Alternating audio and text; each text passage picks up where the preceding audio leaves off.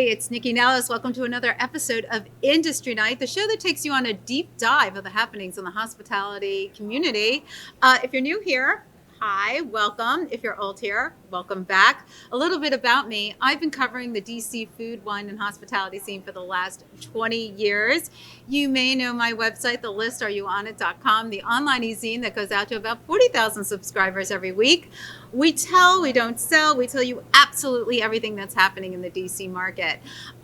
You tune in every Sunday to Foodie and the Beast, the DC area's only food and wine variety show. We bring everybody in, including the guy sitting next to me, but we do bring everybody in to talk about all the food and hospitality and fun and drinks and everything. So you want to check that out on 1500 every Sunday. You follow me at NYCCINELLIS on all the social media platforms so you can see what I'm eating and what I'm doing. And if you're watching and not listening right now, you can see that I'm in a new restaurant. So for the month on my residency is going to be at Tony and Joe's down in Georgetown on the water. It's so glorious and so amazing. And if you live here or if you visit here, chances are you've been here because it is one of the most fantastic places to sit. It has this gorgeous patio. It's right on the Potomac. It is looking at the Kennedy Center. And let me explain where you want to be when it's nice out. You want to be sitting outside.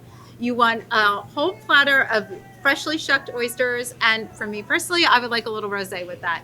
And you just sit there, watch the boats go by and the people go by and enjoy yourself all in Georgetown. It's amazing. And in with me today is Greg Casten. You may remember he was at the Point as well because he's so generous and hosts this show. And we're going to talk about Tony and Joe's.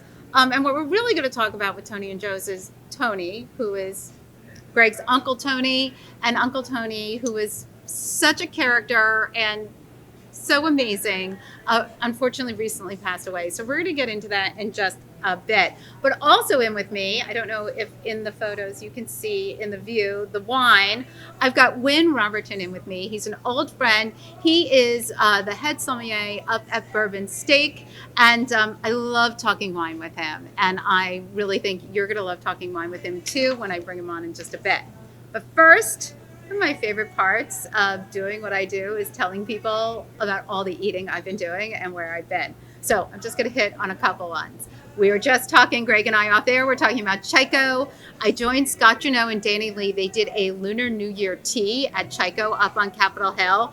They brought in Jill Nguyen and Caroline Ta of Capital Jill Baking and Sweets by Caroline. They did this knockout tea. It was amazing. There was ginger scones that were super spicy. There were dumplings, which is not normal at a tea, but I'll take them. I'll take dumplings any day.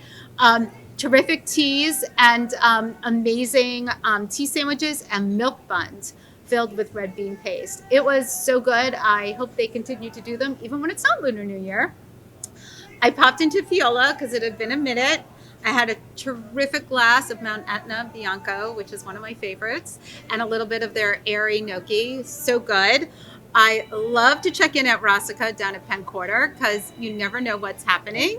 I also popped into Rasika because I love to see what's happening there. And on Friday night, they were banging. 9 o'clock at night, you couldn't even get a seat at the bar. I mean, I got a seat at the bar, but not everybody else could. So delicious. I love what they're doing there. And it just maintains, which is amazing. I've been to Moon Rabbit twice in the past 2 weeks. And I've done that because it's friggin' delicious. The food is so good. If you watched an earlier episode, you'll see I was at Moon Rabbit before they opened. We shot a show there with Kevin Tien and Susan Bay and the rest of the team. And everything they talked about on that show is really coming through on the plate. They're so happy and they're so excited to be there. And there's just this like really sunny vibe in the restaurant. The food coming on the plate is delicious. Pro tip, whatever Susan Bay is making as the pastry chef, order it. It always looks complicated, but it is complicated, but it tastes delicious. And don't let the pate show go. Don't let it like scare you. It's probably one of the most delicious things on the menu. You have to order it. Okay.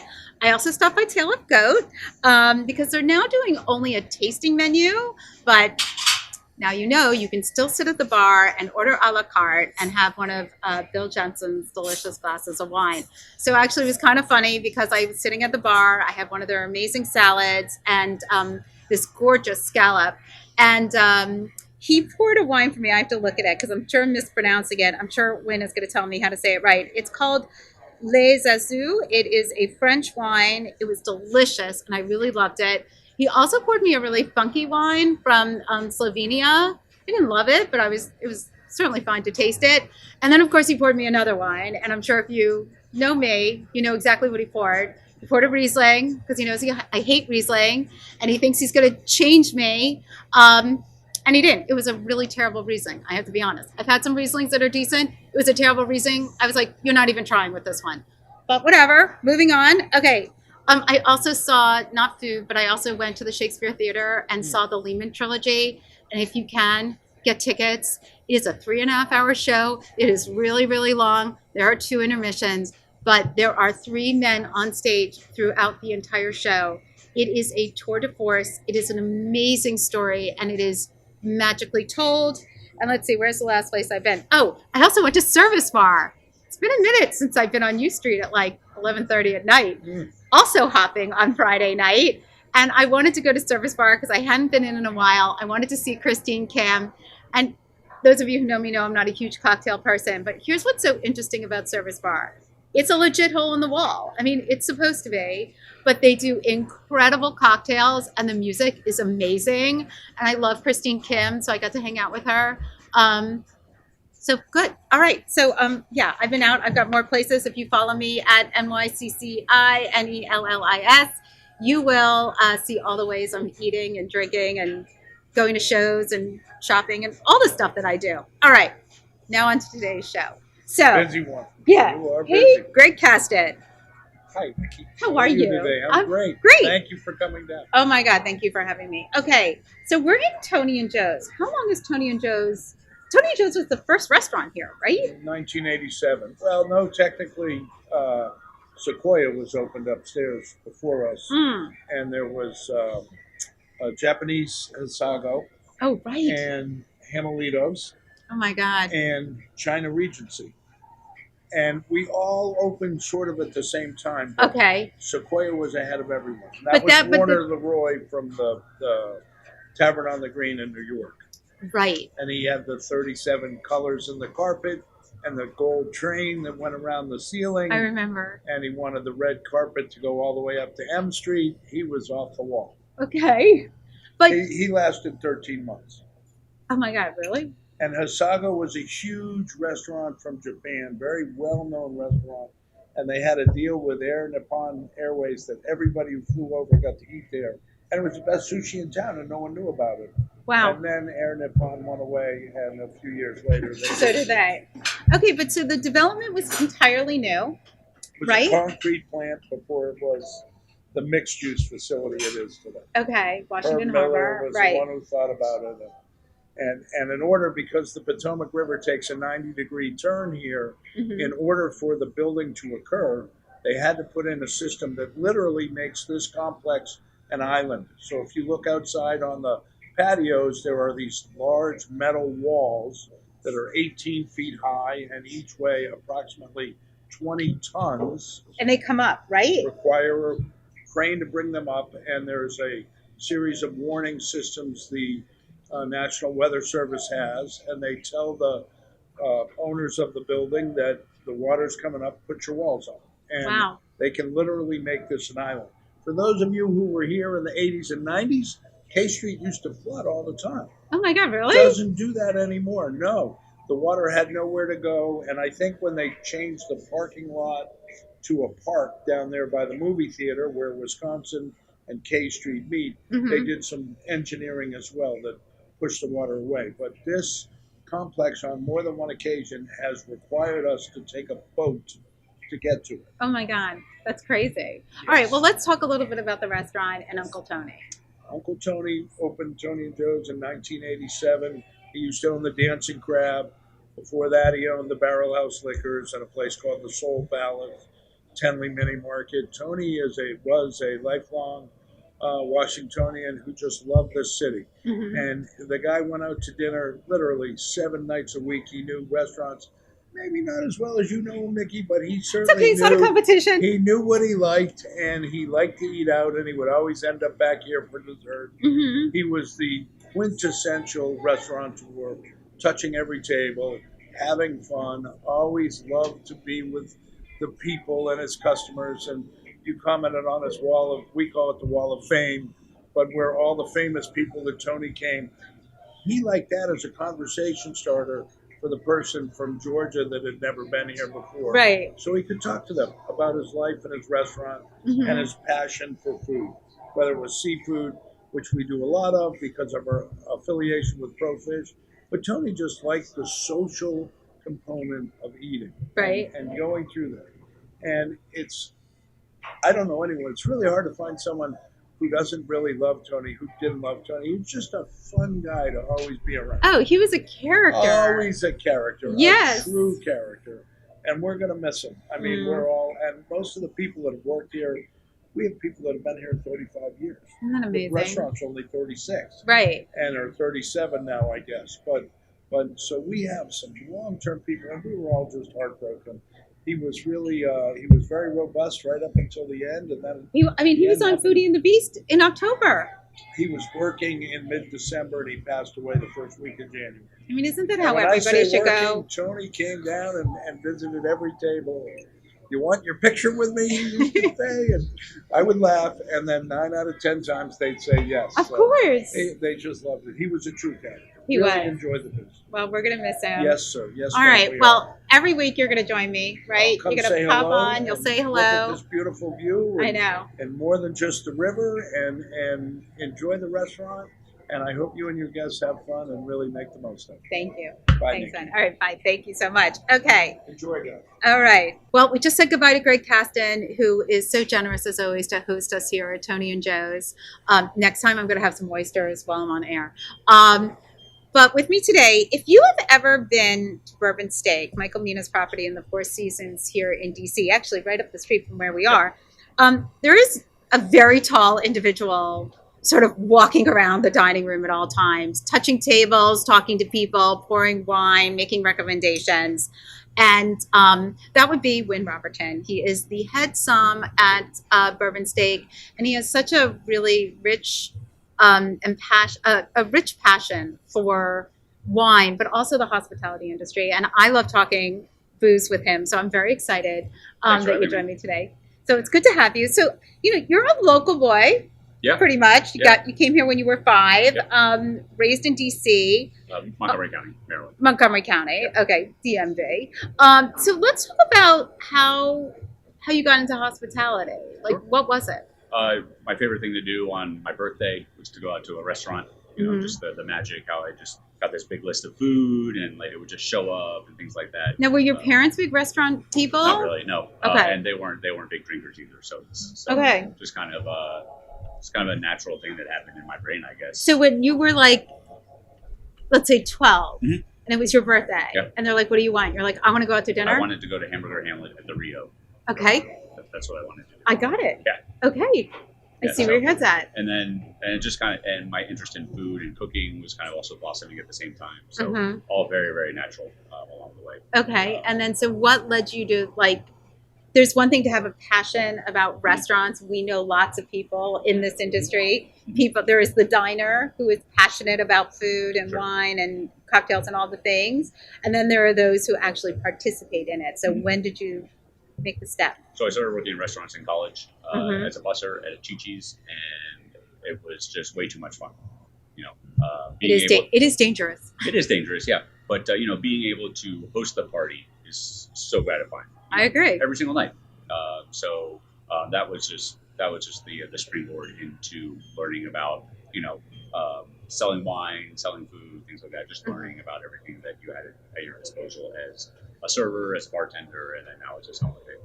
So when you were a server, Mhm. right? Like you started at Bourbon Steak as a So I was server, a server at Bourbon Steak. right? In Yep. 2008. Is that when they opened? Yep. Yeah. Yep. Who was it? Varley, right? David Yep, Varley David was the Varley. chef then. Oh my God, I We had the love same David. birthday, by the way. Oh, do you really? That's so funny. I love him. I mean, listen, Varley and Sobel, like all the guys who have been there. There's been no women there, but There is now. oh, is there We really? have a new chef. Yeah. Oh, okay. Well, okay. Who's the chef? Her name is Quentin Welch, Okay. and she's been with us for a couple months now.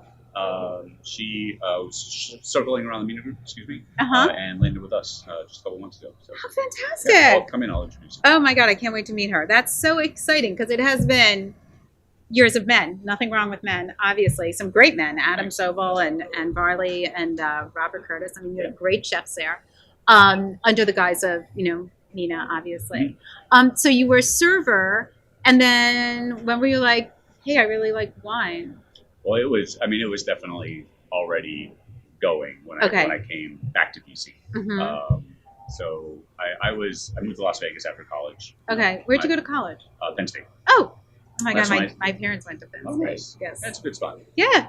But that's where I started working in restaurants, and had a little bit of family in Las Vegas, and I wanted to move somewhere warm, and hospitality is obviously a prime focus of that town.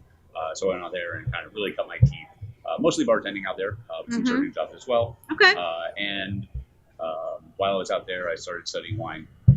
Did the first 2 levels of the quartermaster sommelier exam, and then heard about Bourbon Steak opening up here, and I said, "Yep, that sounds about right. I should do that." And it was a very easy decision to come back and be on the opening staff here. Okay. And then getting back here, I got linked up with, obviously we had some great sommeliers on staff. Sure. And in town, Andy Myers was one of the first sommeliers I got to meet after I moved here, and so he was very instrumental in kind of telling me what I need to do. Right, because Andy was at City's End. Yeah, what's at the time? Yeah, the best meal I've ever had in DC. It was when Eric was leading up that restaurant, it was amazing. But the whole vibe there was great. Like Andy was such a rock and roll som. You know what I mean? Like I think he really changed the tenor of how soms can be in the industry here without because he was all tatted, and he was like a rock and roll guy. Yeah. So I think when people think of soms, they think, buttoned up and, that it's got to be so uptight, I guess. Yeah. I mean, if you're in a restaurant and that's nice, you're going to wear a suit. Sure. But you can't judge a book by its cover. I agree. Yeah. Exactly. All right. So you met Andy. And so you talked about, you took some education. Can we talk about the education you decided to take? And because, I said to you off air, I was like, everybody's like, I'm a wine expert, or, I've taken a class. What's the legit, how do you get the title sommelier? And how do we say sommelier? Am I saying it right? Yeah. So I encourage people just to say som, kind of like the movie that I hope everybody's seen by now. But I break it down into 3 words: som, all, yay. Oh, sommelier. Sommelier. Okay, I love it. Yeah. And I think it's just easier to say som in the short That's version what and the I long say. version, and then just keep going. Okay, so how does one get the title sommelier? So a couple of different ways. A, you can be hired as a sommelier, and then that's your job title. Okay, but don't you need some accreditation to get that title? Not necessarily. I mean, for example, Julian Mayer, who was the head sommelier at Bourbon Steak before me, who I worked with for about 5 years. He at that time hadn't really done any very classic exam stuff. He just learned on the job and on his own, and that really worked for him. For me, I decided to jump into the Quartermaster Sommeliers program. Okay, and what is that? So it's a 4-level exam. The last is the Master Sommelier exam. Okay. And that is. And how many Master Soms are there in the? There's not a ton, right? I want to say it's still around 230, 250. Right, something like that. It's really hard. Yeah, yes. Sure. So I did the first 2 levels while I was in Vegas, and then started studying for the advanced exam. When I came back out. Can we? Not to get too granular, but I'm going to. What is involved in that with the the first 2 levels? What do you need to know? What do you need to do? And how do you do it? So you start with the most classic wine regions of the world. That's kind of like the base. So the major regions of France, the major regions of California, et cetera. Kind of knowing all the details. In Europe, every region will have its laws. You can only grow this grape here and this grape here. Or in Italy, DOCG, stuff like that. Yeah. Sure. So knowing stuff like that, and then getting into producers, things like that, as well as winemaking techniques, vineyard management, and wine growing techniques is a part of it. basically everything from from the plant to the bottle, and then the taste. And starting on the second level of those exams, you start blind tasting as a part. Wow. And so that's not everyone thinks it. Not everyone, but a lot of people think it's just kind of like a fun like parlor trick to be able to say what the wine is without knowing what it is. But it's really more about like tasting the wine in preparation for an exam blind to just wipe your brain clean of what you think it's going to taste like, what you think it is. And you just really need to focus on the aspects of the wine, like what fruits does it taste like, how like full bodied or lean is it, like how alcoholic is it, things like that. Lots of different things. But you also, I mean, to me, that sounds very intimidating to use my palate that way. Like, I can eat a dish and I can feel flavors, right? I could be like, oh, they used, a certain spice or a certain herb, or this is really understated, or it needs salt. Like I feel like I have a good palate in that way when it comes to dissecting dishes. But I don't have it for wine. I mean, I haven't tried really because I just like to drink wine. But but I find that part really fascinating, that you're able to sort of like taste something and tell a region and tell the grape. Like, I'm fascinated by that. So it's all a theory exam at the end of the day. So one part of the exam is the written, the written exam, and if you have that base knowledge, you translate that into your tasting. Okay. And it's not easy, Right. So tasting lots of different wines with like-minded people and things like that is very important, because as I was tasting with Andy, for example. Right, because Andy had a group. Yeah. Right? Like, there was that group still exists? Still going. Right? Yeah, like, it was a group sure. and everybody would take the test together, and lots of group discussions and stuff like that. Yeah, it's very sure. cool. Yeah, but for example, when I was ramping up for Advanced, I was blind tasting before work Sunday, Monday, Tuesday, and I was going to Baltimore some Wednesdays. Wow. Well. And were you hitting it? Were you like, yeah, I got it? I was worried about tasting more than the other two parts of the exam until about 2 weeks before, and I was like, okay, I think I got it. Okay. So what was it? What did you have to learn? Because, like, I get the other part, right? Like, knowing the history, being interested in sharing people's stories, like much similar to what I do, which is telling people's stories. That's what you are doing, right? So, like, knowing the grape, knowing the region, knowing the winemaker, sharing that story, that's how you sell wine, right? Because it's absolutely exciting. It's way more exciting than, with the alcohol and stuff like exactly. that. Yeah. But when you're tasting the wine, and you're like, because I've done a couple blind tastings, and I'm like, I have no idea. But when you're doing that, how are you doing it? Like, I feel like your tongue is like a grid. Mm-hmm. So how do you do it? Yeah, for sure. So, I mean, physically, you see sommeliers and, wine types. They swirl the wine around. So you have lots of all these receptors. You want to hit that whole grade, which is all of your palate. I feel like you should pour some wine. Okay. So what would you like to start with? We have some sparkling. We have some white. Let's do the white. Okay. So tell me what you're pouring first, and then let's discuss. So this is a region called Sauvignon. Okay. This is in the Loire Valley of France. Always made from 100% Chenin Blanc. Mm-hmm. Great. Okay. And Sauvignon is a really unique area in that it is one of the smallest outcroppings of schist in the Loire Valley. Okay. So that gives the wine a much more sharp, kind of angular feel to it. It has a big nose. Yeah, for sure. Right? Like a really big nose. Yeah. Lots of tropical fruits, melons, lime, and grapefruit as well. Mm-hmm. And so what is it that you're loving about this wine? Tell me. So I like this wine because Chenin really keeps its firm backbone of structure, acidity. So it's really lively. It's very refreshing. Mm-hmm. And in particular, the 2020 vintage in all over Europe and here as well was a little bit warm, a little bit more bright. So you have a nice body, a nice kind of coating of fruit to kind of balance it out. So you get the richness of the fruit and you get the acidity as well here. So I love this wine in this vintage in particular. So now what am I tasting? Tell me.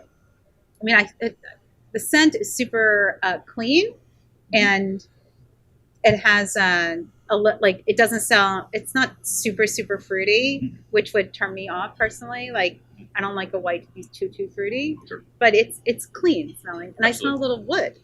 Definitely. So there is no new oak on the wine, so you're not going to get that big vanilla toastiness. Mm-hmm. But this wine is aged in some used barrels, so that's going to kind of give it a little woodiness, give it a little bit more texture, a little bit more. So to me, the color, because it's a real bold yellow. Mhm. So to me, the color, sort of, if I were to see this port, I would think because of the color Mhm. that I'm not going to like it. Okay. Because I think it's going to be too rich and a little too buttery, right? Like a Chardonnay Yep. from California. Sure.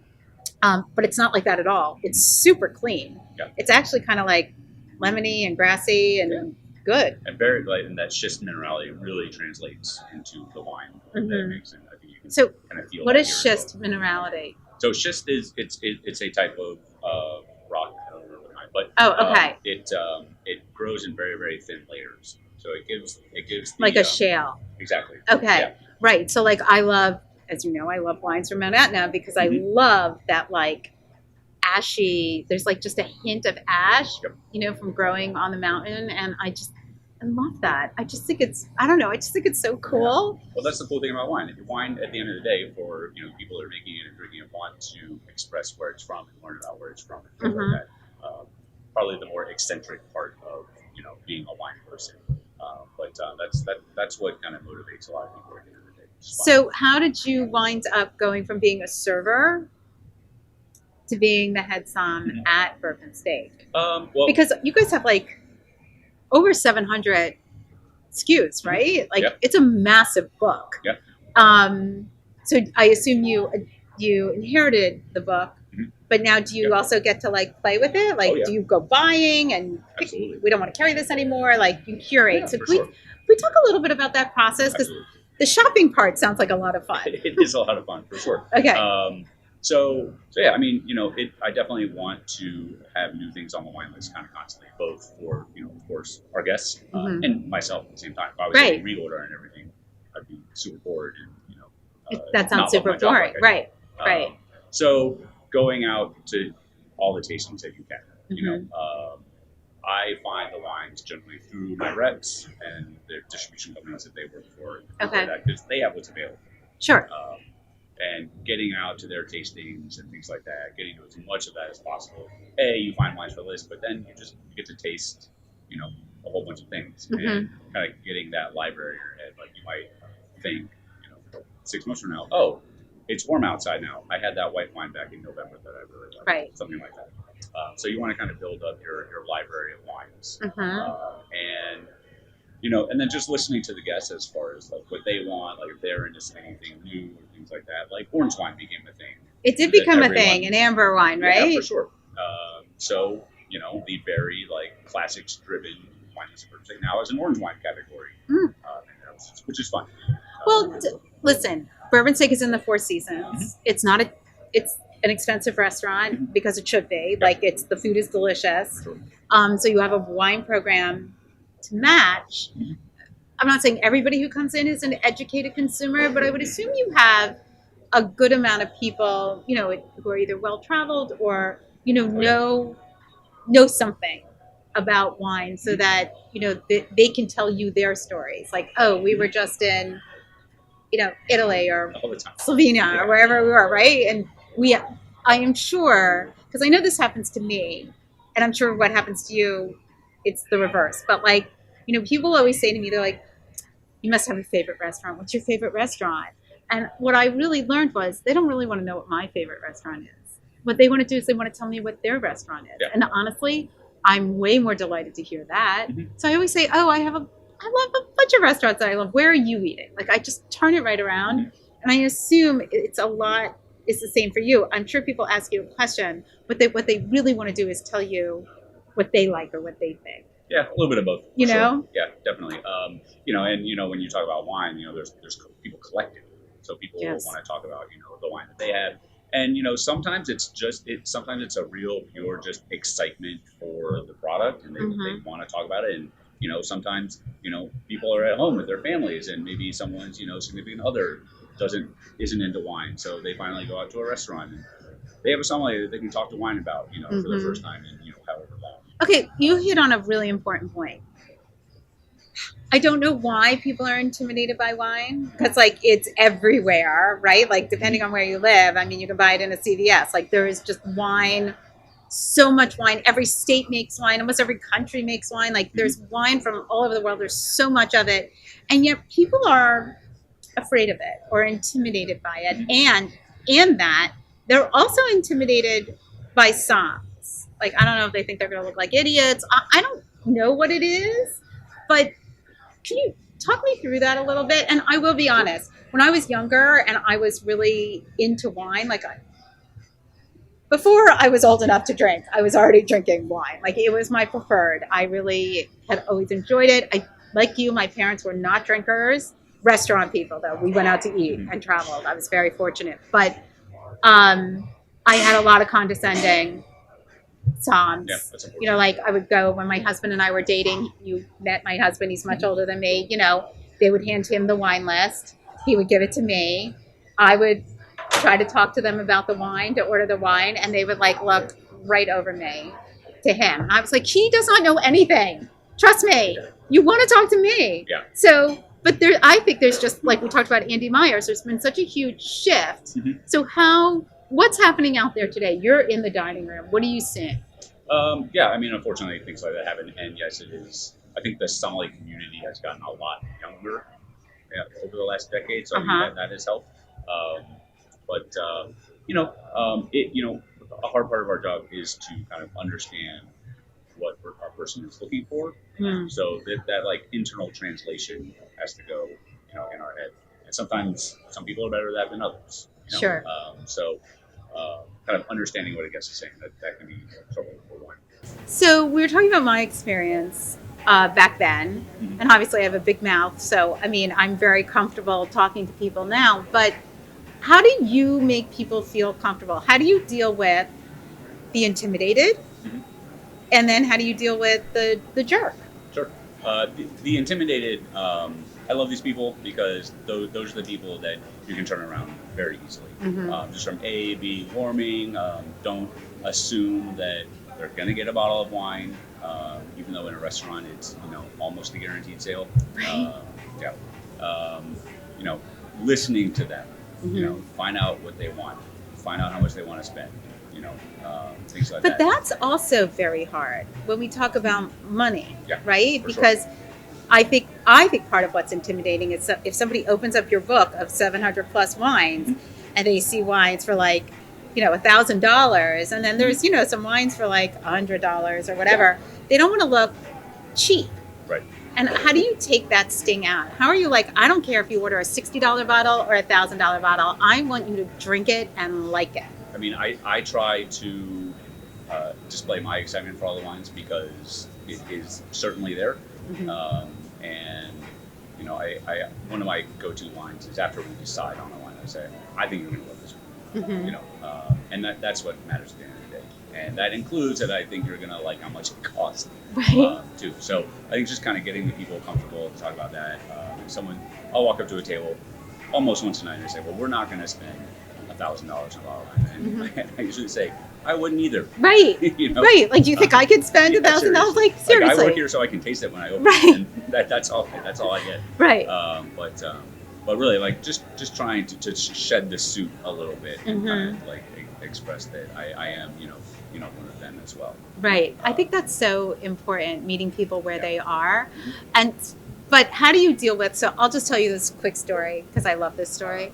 So when the Source opened and Claude Puck, Wolfgang Puck's brother, put together the wine list there, and I was out with this other couple, and I mean, this guy had a wine cellar. He was a good friend at the time, but he was a real blowhard. I mean, he just was.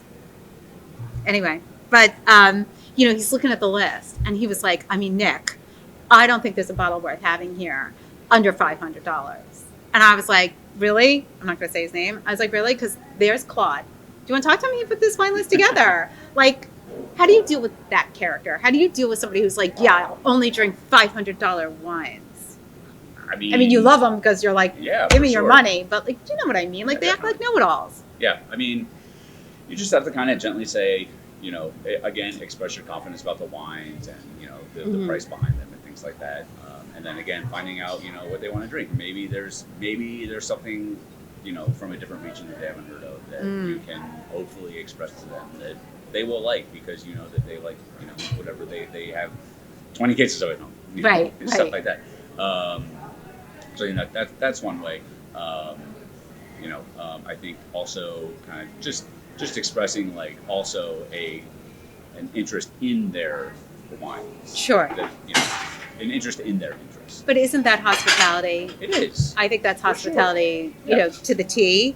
Mhm. So, what are you drinking now? I mean, you brought this in, but what are you drinking now that you're like, I'm so shocked? Like, whether it's, you know, an area, a country, like, because, like I said, like, I was at, you know, I didn't talk about Medina, say that for next week, but, you know, I was at Medina, and, you know, that's Rose Previtt, and she's got wines from Georgia and Lebanon, and it's a really esoteric list. And when I look at it, I'm like, I don't know what to drink. So, you know, how are you stocking, I guess, your current list at Bourbon Steak? Sure. Well, personally, I love sparkling wine. You know, every sommelier gets asked, "Oh, what's your favorite wine?" And after having it on, I just say champagne now. It's Okay. a very easy answer, but the truth is that I like everything. But champagne is, you know, one of my definite go-tos, both at home and when I'm out, because it's very food friendly and things like that. But a really But great, what do you love about it? you know, Because I don't think people think champagne is that complex, Mhm. I would, you know, beg to differ. right? But we can So get tell into me. that. Sure. You know, it's a wine that it's very delicate, so it's hard to get into, you know, as far as flavors and things like that. Champagne is aged on the lees, so you get all of those bready, doughy elements. It can cover up some fruit and some other minerality notes, but it's also interesting because, like art, you know, it takes a much longer time to make than, you know, say like a bottle of Right. wine. So there's a lot of labor that goes into it. But what I love about it is that you can drink it with anything, you can drink it with nothing.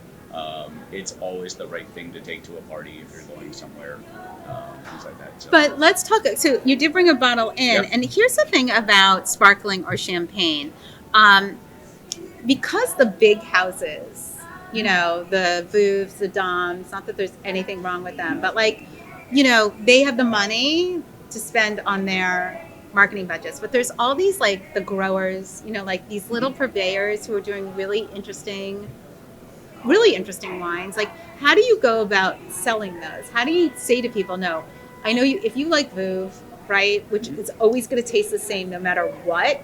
Like, if you like Veuve, then let me, you need to try this. It's not always going to taste the same because it's not meant to. So, what are some of the growers or some of the interesting sparklings that you're really loving? Sure. Here, I'll give you this one because you did bring it. Yeah. So this is Rockberry. We can just jump right into this. Right. Yeah. So this is actually from New Zealand, a country whose wines I have been a big fan of for a long time. Well, they have a lot of minerality, right? Absolutely. And it's a cooler climate, especially in the South Island. So growing wines for sparkling wine, grapes for sparkling wine, Okay. is on the easier side. But- What's the classic grape for sparkling? So for sparkling worldwide, it's Chardonnay. Is number Right. one. But is that what they're using? This is Pinot Blanc. Interesting. And Pinot Blanc is related to Pinot Noir and the other Pinot grapes. This is actually the workhorse sparkling grape in Alsace. So Oh. if you're a Cremant Alsace, very likely it's going to be Pinot Blanc. So I do love a Cremant. Yeah. I love it because I find Cremants to be, their effervescence is softer. And I just love them. I think they're really good. Yeah. So anything that's labeled as Cremant is made in the champagne method, as is this wine, as are many sparkling wines. That's when you kind of see that really great like price to quality ratio, in my opinion, because they're taking that little extra time to make it in the bottle rather than in a big tank. Sure. And that keeps the mousse or the bubbles a little bit finer, like you were saying. Right. So that's kind of one of my real go-tos as far as value is concerned. And how do you, at Bourbon Steak, how do you go about not marketing, but how do you go about like showcasing these? Like, how do you showcase interesting wines, interesting sparklers, to people who maybe wouldn't normally do that? So on the list, we have 2 pages called Secrets. So that kind of draws people to it if they're flipping through, or we turn them onto it. Or one of my go-to lines, it works sometimes, not as often as I would say, do you want to make it a champagne dinner tonight? Sometimes that works. And instead of, you know, a white and a red or cocktails in a red, you know, people will just have a bottle or two of champagne for the whole meal at night. I would love to do that personally. I would totally do that. Yeah, for sure. I mean, I love champagne. I love sparkling. It's funny. My palate has changed though a lot. So like, when I was younger, I mean, I really loved prosecco. But then I found that a lot of the proseccos that we were seeing were getting like sweeter for. They were getting sweeter. I think specifically for the American palate. Perhaps, yeah. And actually, when Bourbon Steak opened, I went to the bar and I asked for a prosecco, and I kind of got chided. And when I told David Varley about it, he was like, "There will be prosecco on the menu from now on." He was like, "Nobody should chide you for prosecco." Yeah. But I think that's what people are afraid of. Like they're afraid of making like a bad choice and then being judged for it. I want people to drink something that they'll be happy with. Like that's all that really matters. At the end of the day. Okay. Tell me, I want to talk about, you mentioned this for a second. You talked about people with large cellars. So some of those people come in with their own wines. Yep. So how do you feel about that? Are you like, yeah, bring it? And how does that work? Like, not everybody can just come in with their own bottle. So you're like, maybe? I mean... Yeah, anyone can, yeah. So what's the corkage? How does that work? Yeah, so corkage is, that's the term for the fee that you would pay Sure. To bring in a bottle of wine. Most restaurants allow 2 bottles. Okay. And varying in price. I have seen corkage as low as $0 in some restaurants, and I've seen corkage over $100 in some restaurants. Okay. So I think if you're planning to bring a bottle or two to a restaurant, call the restaurant, find out if they allow it. Do your homework. Find out how much it's going to be, things like that, and start there for sure. Right. Generally, it's frowned upon to bring a bottle that is listed on the wine list of the restaurant to the vintage. Yeah, that makes sense. Yeah, totally. Right. But most people, like I think of Conrad Kenley, right? He always comes in with like, you want to be sitting there, Conrad, whenever he's out, because he comes in with like sick, crazy wines, right? Mark Culler used to do the same thing, Yeah. So I do appreciate that. And since we're talking about corkage, let's talk about corked wine. Corked wine, very different. What is corked wine? How do you suss it out? I feel like people say it a lot, but I don't really know if they know it.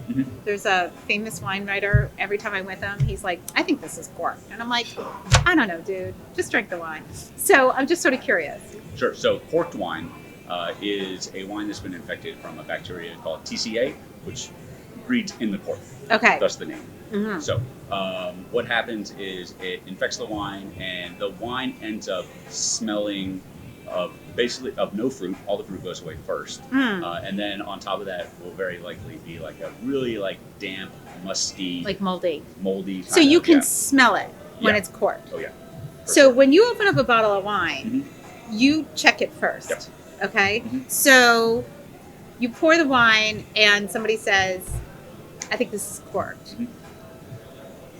What do you do then? I'll offer to taste that again, because sometimes it can open up after you open the bottle. Sure. It's fine. If I disagree with them, I'm going to take it back at Bourbon Steak. Because you can pour it by the glass. Yeah. If I don't think the wine is fine, if I have plenty of experience with the wine, I will mention that to the guest. I'll say, I've opened a number of bottles. This is what it tastes like. I'm happy to find you something else, but I think if we open up a bottle of the same, you're going to find it the same. Okay. So usually that's fine. Occasionally someone will push back and say, "No, I know the wine too," something like that. And in that case, then maybe I'll grab another of the same. But and if the wine's fine, then I'll send out an APB to all of my servers and bartenders and say, "Hey, I have 5 glasses of this. It's X amount of dollars. Right. Let's get it out by the end of the night." Sell it. That's fine. Yeah. Okay. But it is something that happens. It is believed that about 2% of wine worldwide is corked. So it's part of the game, unfortunately. I mean, it does happen. I'm sure as the change in the business, whether because I know there's a lot of talk out there. I had a guest on the show last year. Right now, they're in the spirits world. They're doing reusable glass, and I think we're going to see some big changes, like in the next 10 years, of how things are bottled and done. Absolutely. And I think we'll lose the corking component. And one other note, sorry. Yes. If anyone does encounter a corked bottle, you should be able to get your money back from wherever you bought it from. As long as it's like a distributor, if you're a restaurant or a store, if you're buying from like an auction or personal private buy or something like that, maybe not. You get what you get, But if right? you're buying from an establishment, then you should be able to get your money back. Totally makes sense. One last thing before we start wrapping up. Riesling.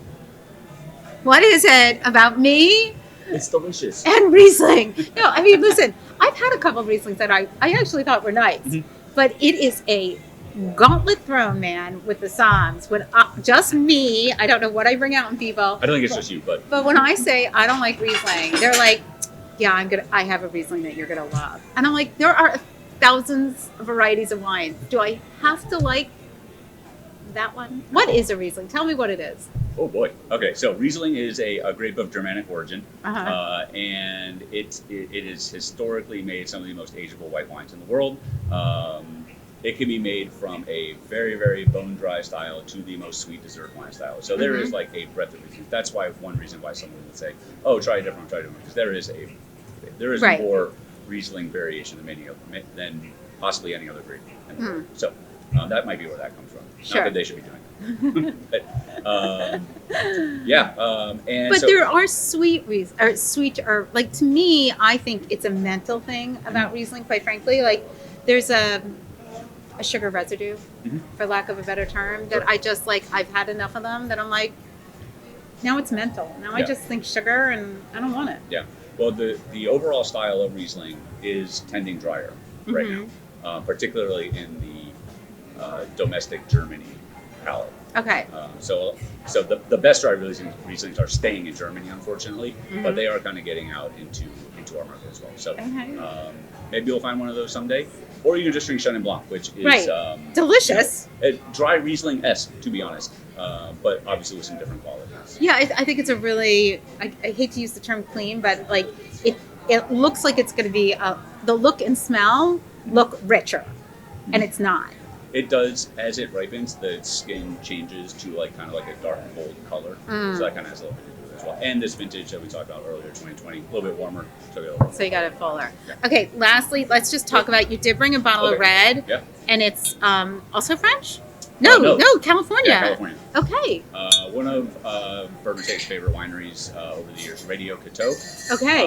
Really beautiful wines, all sourced from coastal, cold climate vineyards on the coast of California. Most in Sonoma, a little bit in Mendocino County, and I think some south as well.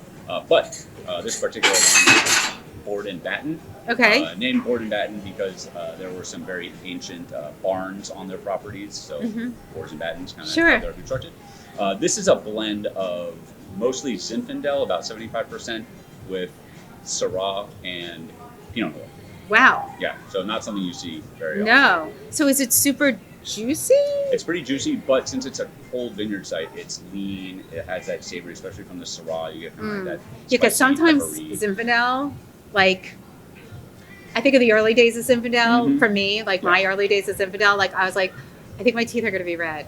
Do you know what I mean? But that's not this. Yeah, those Zinfandels are still made, but no, this is not that. Okay. His Zinfandel, like 100% Zinfandel, comes in at like 13% alcohol, and it's just silky smooth. It's really, really beautiful.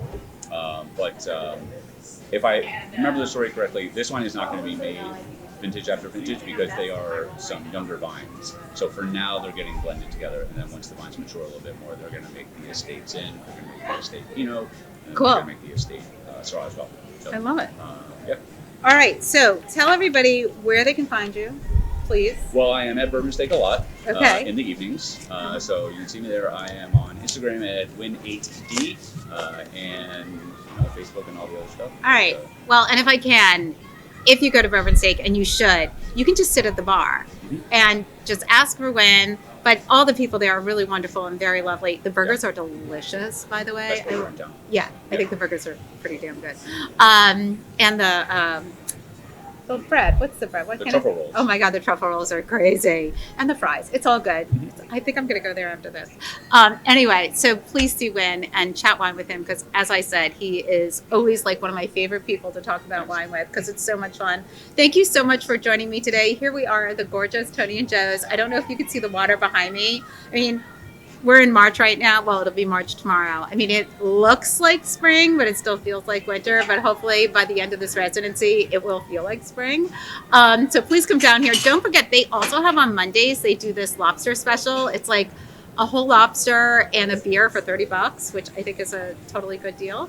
Follow me at NYCCI on all the platforms. Don't forget, if you're listening to the show as a podcast, you can now watch it on YouTube, so you can see all the gorgeous wines that Winn brought in, and also the gorgeous Tony and Joe's where I'm sitting. I want to thank you so much for joining me today. Be safe out there and have a delicious week.